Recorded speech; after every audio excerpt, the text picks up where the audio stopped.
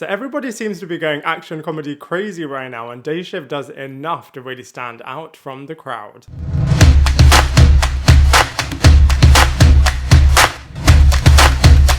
What is up, everybody? Welcome back to my channel, Lifestyle Critic. I hope you're having a brilliant day. So in this video, we are going to be reviewing Day Shift, which is a vampire action comedy buddy cop film that is trying to be a bit of a lighter take on the Blade franchise, but unfortunately it does run into the same issues as Blade Trinity. And Jamie Foxx and Dave Franco honestly are such awesome leads. They're literally the double act duo that you didn't even know you needed, and they just carry this film so well, and I cannot wait to break it down with you in this movie review. So Bud, instead of Blade, is an undercover vampire hunter, and he is struggling financially, and his secret life has led to him having a separation with his wife and child, and he reluctantly one day has to work with an inexperienced union rep to hunt vampires, save his marriage, save the world, and try to make some money along the way. Now, from a positive point of view, this movie was just so funny in so many different ways. So, for example, Jamie Foxx is just the cool, funny guy and just leads this movie really well from that perspective.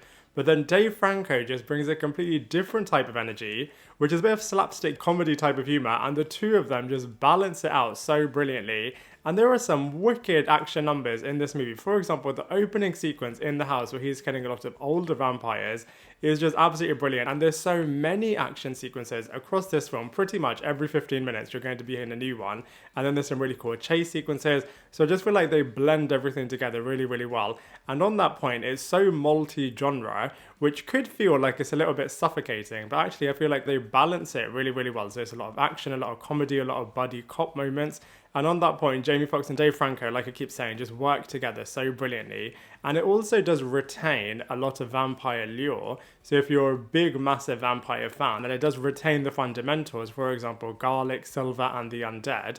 But then it adds its new mythology into this as well. For example, the vampire fangs are what give them their power. And undercover dark groups that want to collect all of these, and different breeds of different type of vampires as well, which Army of the Dead did do a little bit in terms of there being a hierarchy and different types of vampires, but Day Shift definitely takes it to another level. However, from a negative point of view, this movie does come across as a little bit goofy, as I feel like they lean into the comedy a little bit too much, and then it ends up making fun of itself, but not in the best possible way. And there are so many storyline aspects I wish that they would have explored a lot more, as they do leave a lot of things unexplained. So for example, in the house massacre sequence, they find out that there's been cross-breeding between different types of vampires, but then that storyline doesn't really go anywhere. And then speaking of the vampires, there's obviously an elite group of vampires in this film that are masterminding the whole plan, but their mission just lacks a lot of depth, and they don't have that much screen time, so I would have loved to have found out a little bit more about what they're trying to do.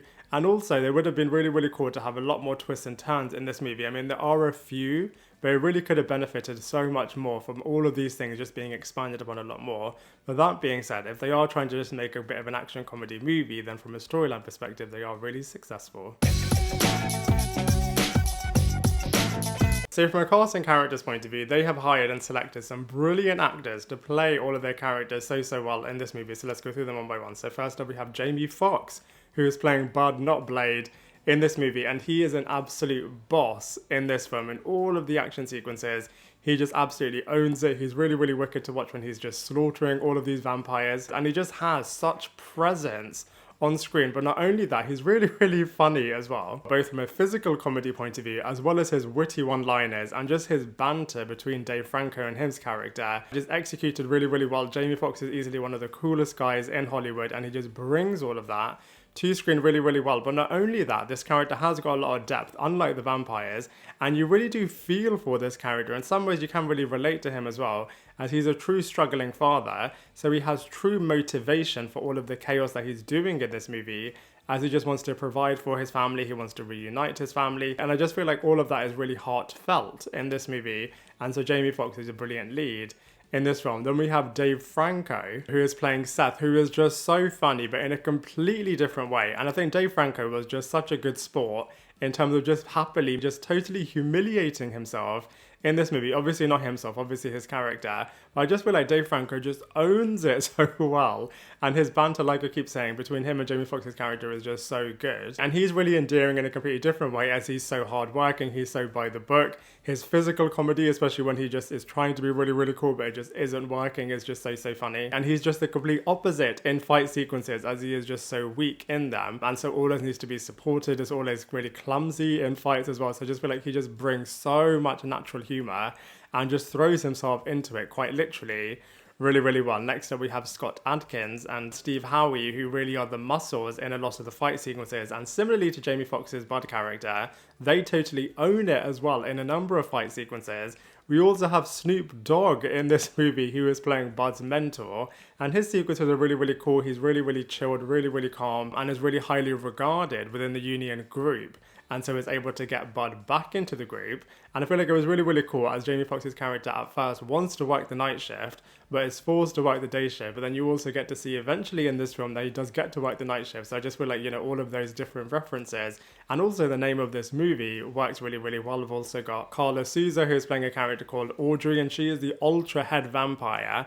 And she is a true brutal woman. You really wouldn't want to get on the wrong side of her, as she's such a badass and has no remorse or emotional connection with anybody. And I feel like as a result, she is really, really ruthless and really, really barbaric. But I just feel like as a character, like I said before, they just didn't develop the ultra vampires that well at all. You can see that they're really horrible vampires, but they just don't have anything else to offer, which is really, really frustrating, as Deacon Frost in the first Blade movie was just such a compelling villain.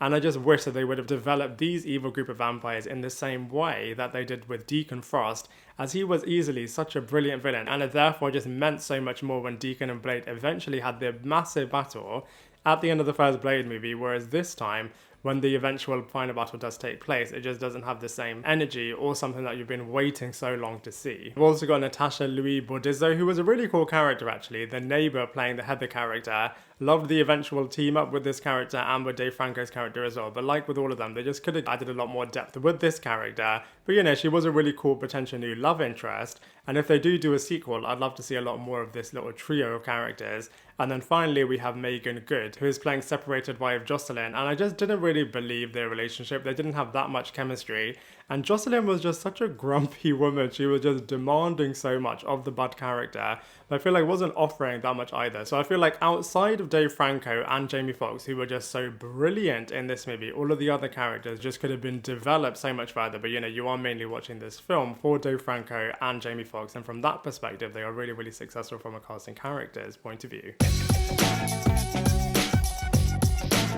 So from a visuals point of view, Day Shift looks really, really wicked. First of all, the opening sequence of this movie was so good. I went into this movie not knowing anything about it, and to my surprise, the opening sequence was just so unexpectedly awesome, as you don't know what to expect from this movie, and then suddenly you're in this unexpected vampire battle with Jamie Foxx's character. And like I said, I really like how they retained certain vampire lore mythology, but then also brought so many new aspects, which just worked so well. But not only that, there were so many further action sequences in this film as well. For example, the next vampire mansion sequence with Jamie Foxx, Scott Adkins, and Steve Howey just being absolutely brutal human characters, just wiping out this hive of vampires. All of the chase sequences are really, really cool. All of the demonic sequences right at the end of this film. And the vampires did feel a lot like zombies in this movie, as there were just so many of them just jumping and speeding and running towards these characters, but having new abilities. For example, some of them were really acrobatic. Some of them could heal themselves. I thought it was really, really wicked. And then also, not only that, the visuals were just amplified even further, as they were just blending action and comedy together in this film really, really well. And so from a visuals perspective, I have to say Day Shift was really, really successful.